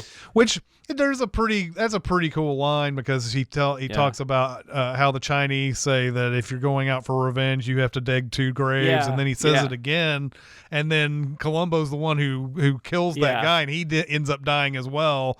So like he's like you better like start digging 2 graves, and then that's what happens is the guy who kills the guy. Let's just quit. I'm just going to quit trying to say anything, trying to say words. No, but I do. The Columbo character is Topol specifically. I mean, he does a lot more with that role than it's probably written as, and I think the writing's just not great because I can't even really tell if Bouquet is a good actress or not. I mean, I just don't think there's anything to that. You can't ever tell like some of these. Like I've been pretty underwhelmed with the acting of all the Bond girls recently. I mean, I think Lynn Holly Johnson is pretty fun, but she's not very good. I mean, she's got a fun character, but like going all the way through, like all the way back to maybe even Jane Seymour doesn't have much to do acting wise in Live and Let Die. It might be Honor feels Blackman. Like it's either Honor Blackman or I don't remember her name in You Only Live Twice, but I remember that being one of the more interesting characters in that movie. But what you're thinking of, Diamonds Are Forever, Jill St. John? No. Diana Rigg. Diana Rigg. Diana Rigg is the other one that you are impressed with the acting of. And see, Honor Blackman and Diana Rigg. And everybody else so far it seems like they've picked them for beauty, and then they sure are beautiful. There's no doubt about it. But they haven't really run into a great performance. And again, like you said, I don't even really know if it's because I don't think it's because of them. I just think they're not expected to do much, and so therefore they are directed not to do much. Even Britt Eklund of course, that, A Man with a Golden Gun is such a bad movie anyway, but Britt Eklund is doesn't have much. I don't know. I mean, Britt Eklund might be the best of the Roger Moore Bond girls acting wise. Not sure. I haven't even gone back to check on. I do know, like, sometimes the bad, like the girl, when they have like the bad, like the girl playing a bad guy, like they also have that character, like Grace Jones will come up in A View to a Kill. Sometimes that actor is better, but I think they have a little more to chew on because they get to be bad. Like there's a little more, and that's like Famke Janssen in Goldeneye, Yeah. But yeah, no, I agree. And like, but it's like they just don't give her anything to do. So it's really hard to even tell because the love story it doesn't make any sense. Like this is the craziest, like, this is the most unbelievable, like, romance or like hookup at the end of the movie that I've seen in any of the Bond films. Cause Roger Moore in this movie, like, I don't think if you had Sean Connery in this, it's better necessarily. But Roger Moore is just like, he just seems kind of lost in the weeds or something. Like, I don't know. And people praise his performance, and it's not terrible, but like, it's just not that memorable. Like, he just doesn't really seem to, like, he seems like really like almost like asexual in this movie. Like, he's not interested in doing anything. Does. Like I mean, it's understandable Roger Moore himself in real life doesn't want to, like, have dalliances with these women who are totally half his age. I don't know that Connery had that issue. But Bond himself doesn't seem to have that kind of issue. And like, the way you solve this is just don't hire women who are like this young. In the first place. I mean, they were doing pretty well. Had some women in their late 20s and early 30s. Well, even the Countess. I mean, the Countess is now closer. Like, that actress probably in her at least late 30s, if not early 40s. Well, and of course he instantly goes to bed with her. So that maybe there is something to that. But I understand. It just seems it's a weird situation to put him in, because if the actor isn't willing to go along with these women who are more than half his age, then you either need to get a new Bond or you need to get women who are more age appropriate. Exactly. And but it's not even just the sexual stuff. It's just he just seems really just like uninterested in everything that's going on around him. So it's just odd. And the action scenes or the stunt stuff is always impressive. But the skiing stuff, my problem with that, there's a lot of cool things that happen in that, but I feel like that's like 7 or 8 different set pieces that could, like, it's so long. Like, it really feels like you're watching it for like an hour. And it is a good probably 25 minutes or something, which is really long. Like, for that. Yeah, I don't know. I didn't time it.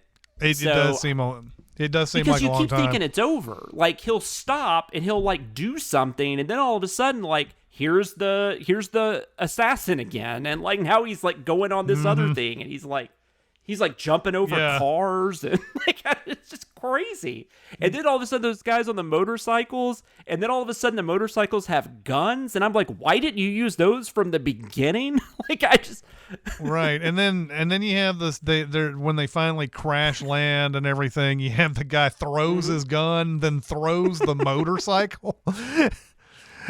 It's just like it almost feels like something like out of like The Simpsons or something. Like if like The Simpsons was making fun of something like this, like that's what would happen. Like you're half expecting someone just to throw a kitchen sink like in the middle of the scene, just like you're kind of waiting for that kind of stupid joke. Yeah. Like you said that about the Clifton too. It's just interminable. It's just it just goes on way too long, and I don't know. I just don't know what this movie's trying to be. Like even though everybody involved seems to know exactly, but I don't. That's not what it became. I don't think. I can't imagine they were super happy. I think there's two things working here. One is they got what they wanted and that they grounded it. That's the thing that they got. But then I think that there are things they still could have cut out of this. I think they didn't realize what excess that they put in here. If they cut out a lot of the things we're talking about, the movie's an hour and a half, and I wonder if they feel like it's illegitimate if the movie is 90 minutes long, because there's never been a Bond, I think, that has lasted just an hour and a half. So I do wonder about that. They're like, oh yeah, this is great. And they'll talk about the stunts and everything that went into it and everything. And it's like, well, that's great. But when I'm watching this movie, a lot of times I'm just sitting there just kind of like, kind of just like getting antsy because there's nothing going on or things just go on too long.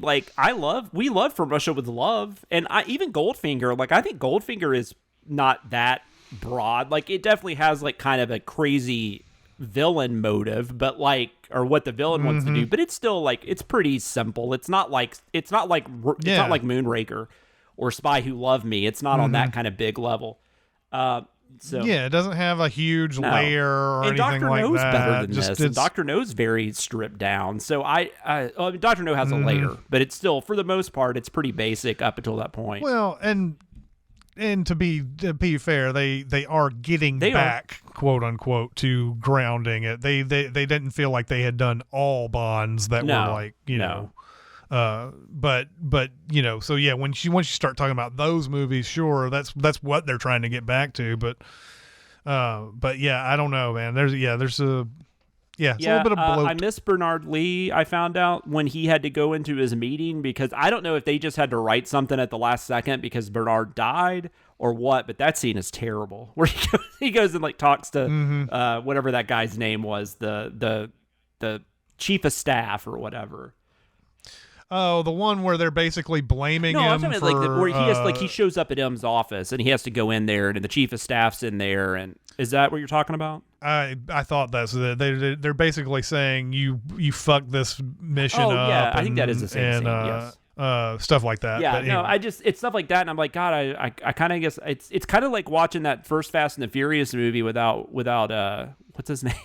The guy who did Paul Walker. What, Paul it's kind of like Walker? watching that first Fast and Furious movie without Paul Walker, and you're like, man, as silly as these movies are, Paul Walker was a true anchor that I never knew existed. Yeah. And I don't know. Exactly. Lee was definitely missed, especially since we've been watching these so close together. It was like, wait, where's Bernard? There wasn't a lot. I'm trying to think if there's anything else. Oh, I thought it was funny too when that guy shows up down underwater in the whatever that suit's called, that giant like mine. They play the Jaws. Like a Big Hero they rip 6. off the Jaws theme, and I'm like, oh my God, this is going to be Richard Kill. I was like, and it wasn't. Oh yeah, that's right. I was like, Richard Kill's in this, but it was not. So I was like, and I don't know. It was probably better Richard that it wasn't. Kiel does show up. I think Richard Kiel does show up in Octopussy or View to a Kill, one of those. He's not in View to a Kill. He marries that girl that was in Moonraker. I think that's what happens. Maybe that's an Octopussy. But I don't know. I could be wrong. No, that sounds really familiar though. Maybe I'm just thinking of the end of Moonraker. Where maybe. But that's where he's like, that to sounds us. so familiar though. I believe that belongs to Mr. Gilmore. I remember that. Yeah, and apparently he had like a really bad car accident, like a head injury in '92, a few years before. I guess he's not. I guess that's the only two. Yeah. I thought I remember that too, but maybe maybe we're just confusing a scene where he's standing by her. I don't know. Yeah. I know he's not in View to a Kill because that's one I've actually seen in the last couple of years because we send it.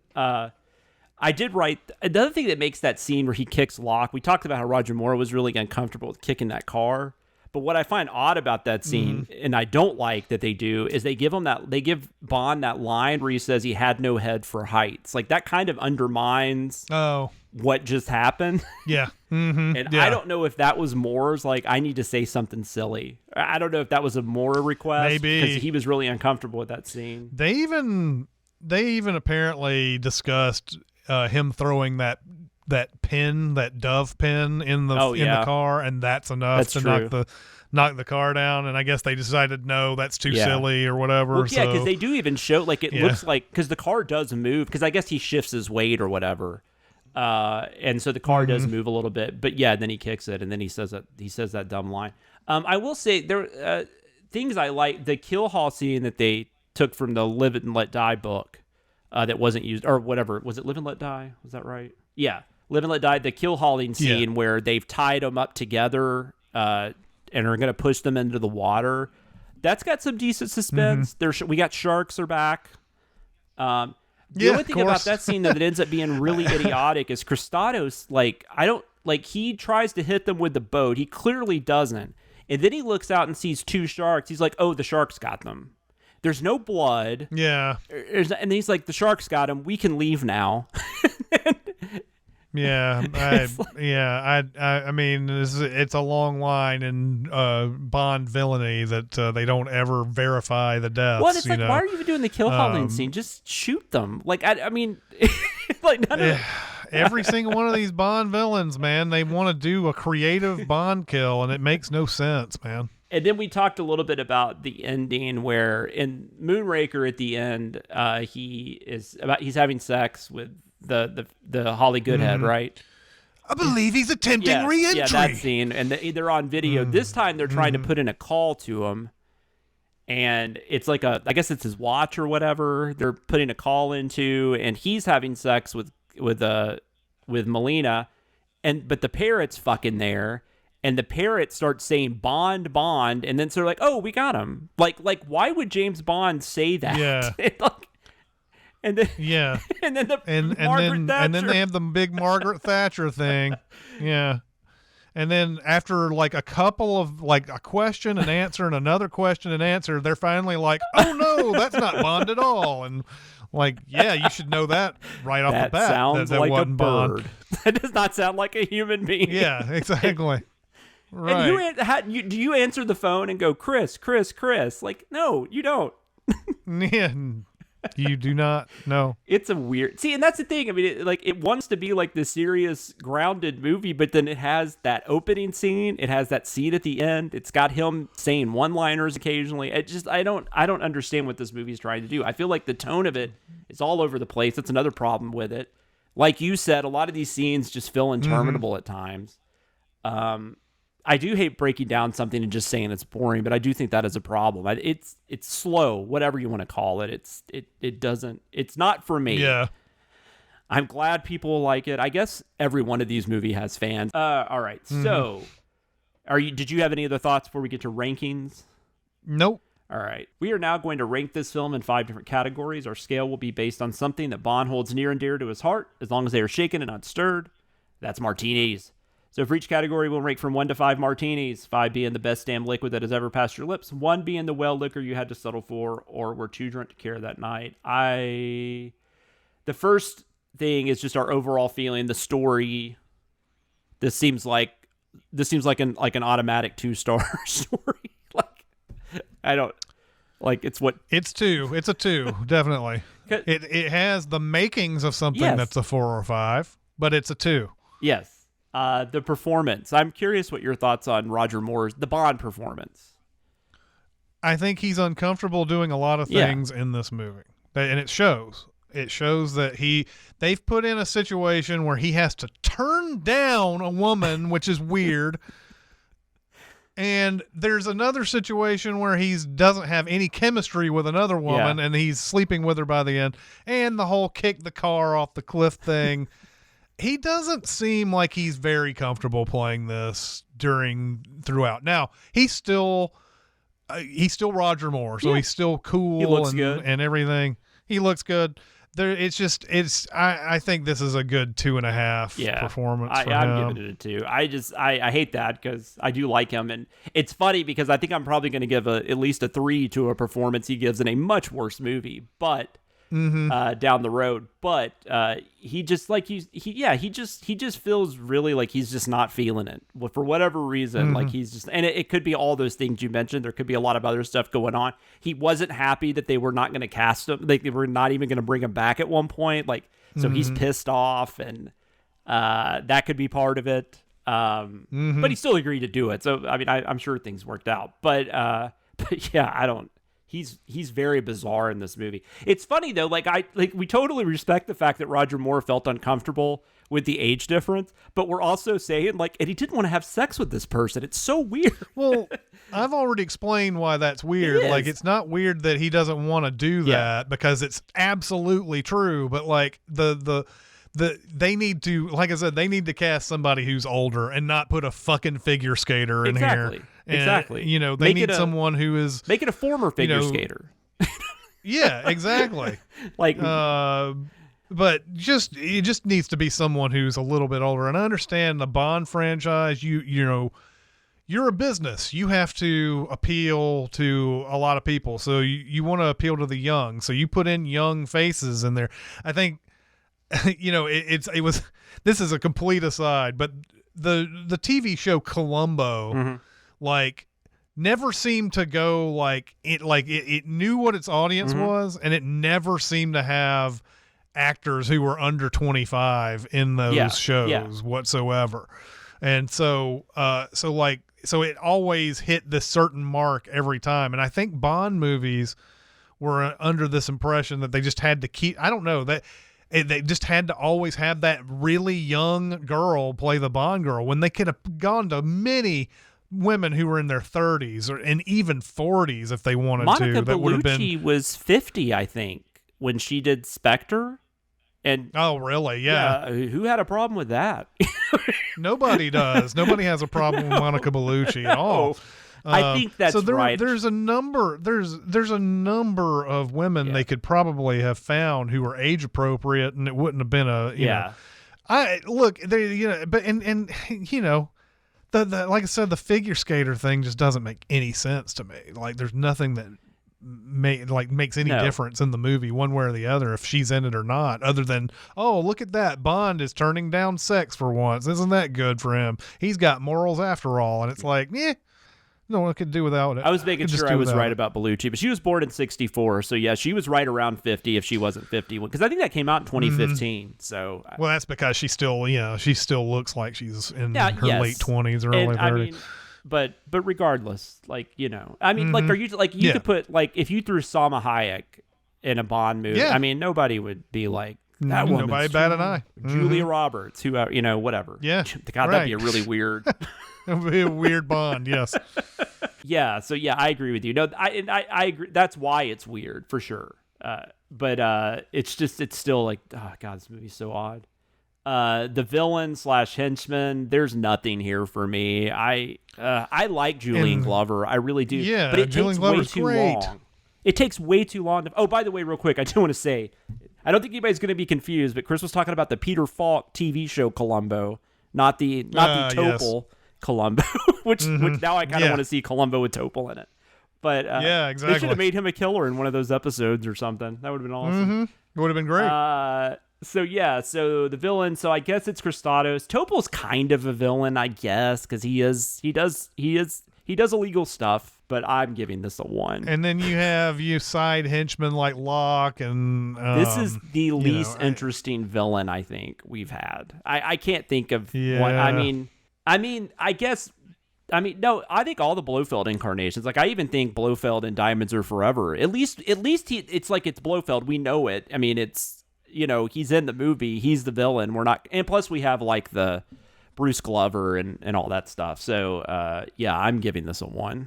I'm going to go to, I think I've told you this before in my ranking systems a lot of times. It's got to be just atrocious. Yeah. Before I can, and it's got to be just fantastic for me to get to the 5 too. Yeah. Julian Glover is perfectly fine because he's a good actor. So, but like that character is nothing. Like, there's just nothing to that character. Mm-hmm. He makes it better than it has any right to be. They could have made it great with all the backstory, absolutely.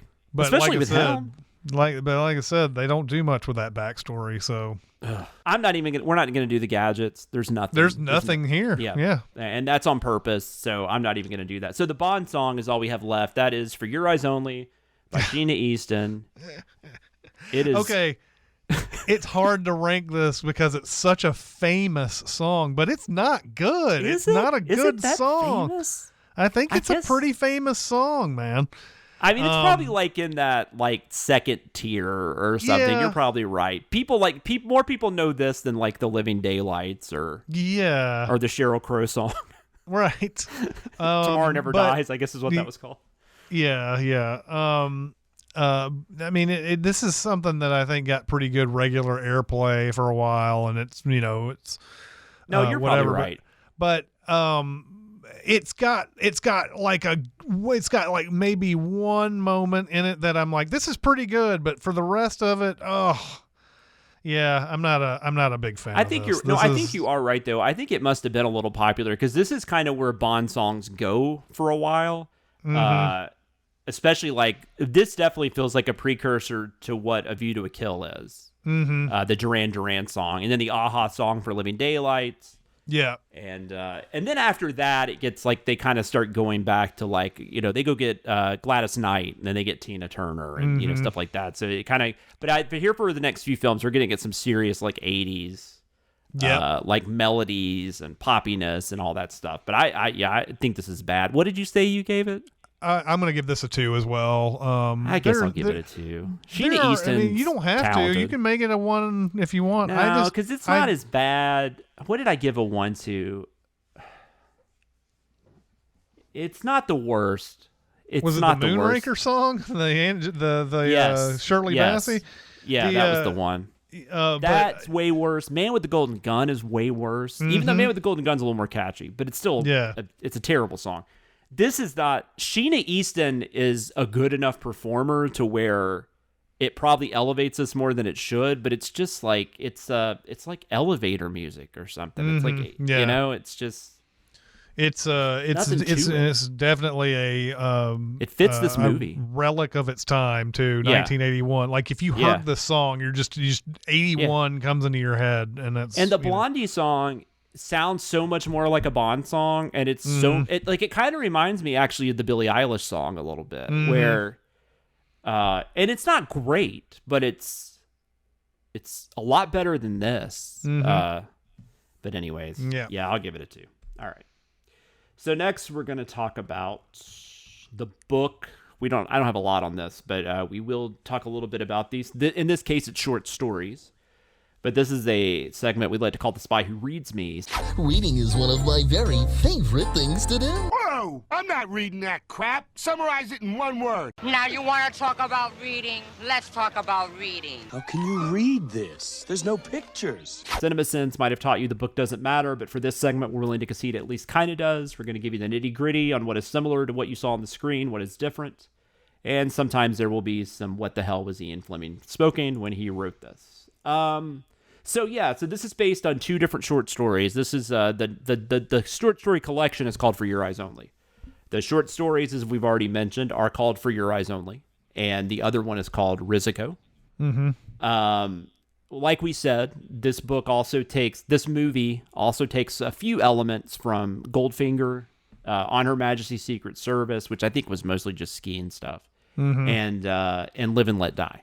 And Live and Let Die is probably the most interesting because that's the keel hauling scene. Even though, like we said, why they didn't just shoot Bond, it doesn't make any sense at that point. Yep. But anyways, so For Your Eyes Only is the first story that comes up in the book. So this is where we actually get the Havelocks. They're not archaeologists. I'm not even really sure if it says what they do, but they are retired. They're living in Jamaica, I think is right. It's either Jamaica or the Bahamas, but they're living in the Caribbean. They're in this really nice house, and then the story opens up. This guy shows up with a couple of goons. this guy with the briefcase, and he says, "Hey, my boss wants to buy your place." And they say, "We're not selling our place." And then like Mr. Havelock says something like along the lines of, "As long as I'm alive, I won't sell this to anyone." And he's like, "Is that your final answer?" and then the goons like pull out guns and kill them. It reminds me of that weird scene in Unbreakable where Bruce Willis is like touching the guy's arm, and he it cycles back to the guy, and he's like, and it shows him at this guy's door, and the guy at the door is like, "Hello," and he goes, "Yeah, I like your house." Yeah, it's exactly what it kind of reminded me of. I knew what you were going to say. And the guy's like, God. "No, I don't think so." And he closes the door. The fuck? But you find out this guy works for this big wig named Herr von Hammerstein, and he wants this place just to have he just wants a new place. Basically, there's nothing really to it. It's weird. So they get killed. The daughter finds out. Also, the Havelocks are close and personal friends with Elm. So Elm hates that he does this, but he asks Bond if he'll go do this mission personally for him and go kill Hammerstein. But it's pretty interesting. I like this. I was thinking if they could have done this, that could have been a really cool scene. That might have been more of a Connery thing, though. I'm not going to lie, but that could have been really interesting and Bernard Lee would have actually had to show a little emotion and all that kind of stuff. So these were people that meant a lot to him. So I liked both of these stories for the most part. So the Havelocks have a daughter. Her name in the book, though, is Judy, which I've already said. And she finds out about who killed them or who had them killed. So she's after Hammerstein as well. What's interesting, though, is they have to go to Canada. Although they go to Vermont. And I never could figure out why they went to Vermont. But they're in Vermont, discussing the details. And then they go to Canada. And then that's where he runs into... that's where Bond runs into Judy. And then they end up getting in a shootout. They kill Hammerstein. And then Judy gets injured. But they make it back to Canada, and they're fine. That's pretty much the story. I mean, there's not much to it. It's not very long. So you could see they took a little bit of that. I mean, you've got the daughter's revenge thing is basically the main thing they took for that. And they took the last name. They just I guess Judy probably didn't sound exotic enough, maybe. That's probably why they went with Melina. At least they didn't do a sexual innuendo name or something. But right. And then Risico is where you get the drug smuggling operation stuff. So in Risico, Elm sends Bond to investigate this thing in Italy. You also get the Italy stuff. And you do have Christados and Columbo are the characters in the book, which I already mentioned. Fleming named Columbo specifically because he was referencing the Ferrari engine designer. So that's pretty much, and that's all that is. It's it pretty much plays out exactly like it does in the movie. Bond is after Columbo because Christados puts him on to Columbo, and then when he finally encounters Columbo, he finds out Christados is really the one. The pistachios aren't in there, unfortunately. Yeah, too bad. Everything else. Now, the pistachios is 100%. If anybody's going to remember anything from this movie, that Topol wanted the pistachios in there. Yeah, so I'm not reading that story ever if there's no pistachios in it. But, so I didn't like this story as much as For Your Eyes Only. It was fine. But you could definitely, they did a pretty good job of combining the two stories. And then they just kind of went. And like I said, they picked a few other things. And maybe that's another reason why the movie doesn't work, because it feels like it's kind of put together oddly. It does. I don't know. But but we are going to get into more of the short stories moving forward, because like I said, they start running out of books. I think they only have a couple more that they could even adapt at this point. So yep. I actually don't even know what we're going to do with this segment when we get into the Brosnan stuff, because a lot of that. It's just start getting into a lot of hodgepodge type stuff. Some of the Craig stuff, because obviously we do Casino Royale again, and then Quantum of Solace is a story. But yeah, so that's pretty much all it is about the novels. There wasn't the short stories. There wasn't really much else to it. I mean, they're pretty basic and they're pretty short. And totally, if you're wanting to read the Bond books, I mean, I wouldn't skip them. You're just not going to get to read about pistachios, unfortunately. Very sorry. So yeah, so that's it. That's For Your Eyes Only. The name of that movie just escapes my mind, even though we've said it 80 times for the last couple hours. Yeah, and it's only said at the very end when she takes her clothes off, and it's like, oh, okay. Yeah, was a thing. There is a dossier or file that says For Your Eyes Only on it, that's like true. at the beginning of the movie. That's true. But yeah, it's weird. That's terrible. I forgot she even fucking says that line. I remember thinking at the time, though, like, this is actually right before the credits. That would be funny as hell to do roll credits right here. Yeah, it's so stupid. She's like, For Your Eyes Only. And then she is that when she takes her clothes off? I can't remember. Yep, it's exactly right. It's exactly when she takes the clothes off and says that. There are 2 Bond movies technically in 1983. One of them is in the official canon. One of them is the one we've been hinting at, Never Say Never Again. But Never Say Never Again will have to wait because that didn't come out till the fall of 83. And a little movie with the weirdest title ever, Octopussy, came out in June of 83. I think it's June or July. Came out in summer of 83. So, yeah, that's what we're going to be talking about next week. Also, before we go, we have social media. You can reach us on Twitter. We are at GoldSpy007. You can also reach out to me directly on Twitter. I am at SamLoomis13. You can email us at golddiamonddeath007@gmail.com. And if you like this podcast and other things under the Cinemasins brand, we also have a Patreon you can join at patreon.com/Cinemasins. And if you have a second to leave us a 5-star review at your podcast listening app of choice, we would appreciate it. So thank you for joining us this week. We hope you'll join us again next week. We will talk about Octopussy, which we're probably going to say as many times as we can. Exactly. But until then, keep the martinis dry and shaken, the Baccarat shoe moving, and the Aston Martin fully gassed. This is Chris Atkins and Jonathan Watkins signing off, and we will see you on our next mission.